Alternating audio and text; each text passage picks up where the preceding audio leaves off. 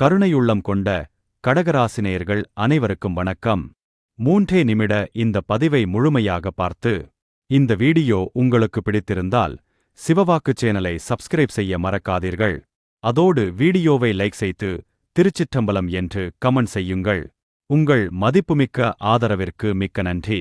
உங்களுக்கான மார்கழி மாத ராசி பலன்களை பார்க்கும் முன் இந்த மாத கிரக நிலைகளை பார்த்துவிடலாம். சனி மற்றும் ராகு கும்பராசியில் உள்ளனர். குரு பகவான் மிதுன ராசியில் வக்ரகதியில் உள்ளார். சூரியன் மற்றும் செவ்வாய் தனுசு ராசியில் இருக்கிறார்கள். கேது பகவான் சிம்ம ராசியில் இருக்கிறார். புதன் மற்றும் சுக்கிரன் விருச்சிக ராசியில் உள்ளனர். மார்கழி 7ஆம் தேதி சுக்கிர பகவான் விருச்சிக ராசியிலிருந்து தனுசு ராசிக்கு பெயர்ச்சியாகிறார். மார்கழி 10ஆம் தேதி புதன் பகவான் விருச்சிகத்திலிருந்து தனுசுக்கு பெயர்ச்சியாகிறார். மார்கழி 27ஆம் தேதி புதன் தனுசு ராசியிலிருந்து மகர ராசிக்கு பெயர்ச்சியாகிறார். மார்கழி 30ஆம் தேதி செவ்வாய் பகவான் தனுசு ராசியிலிருந்து மகர ராசிக்கு பெயர்ச்சியாகிறார். அனைத்து ராசியிலும் அவரவர் கர்மவினைகளுக்கேற்ப யோகங்களை அனுபவிப்பவர்களும் அவயோகங்களை அனுபவிப்பவர்களும் இருக்கின்றார்கள் என்பதே உண்மை. ஒருவருக்கு யோகங்களும் அவயோகங்களும் மாறி மாறி வந்து கொண்டிருக்கும். ஒரு நல்ல ஜோதிடருக்கு இந்த 2 நிலைகளையும் பிரித்து பலன் சொல்ல தெரிந்திருக்க வேண்டும்.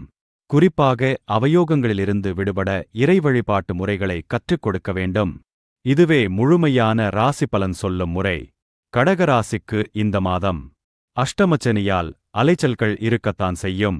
ஆனால் குரு ஜென்மராசியில் இருந்தாலும் உச்சமாக இருப்பதால் அற்புதமான யோகங்கள் கிடைக்கும்.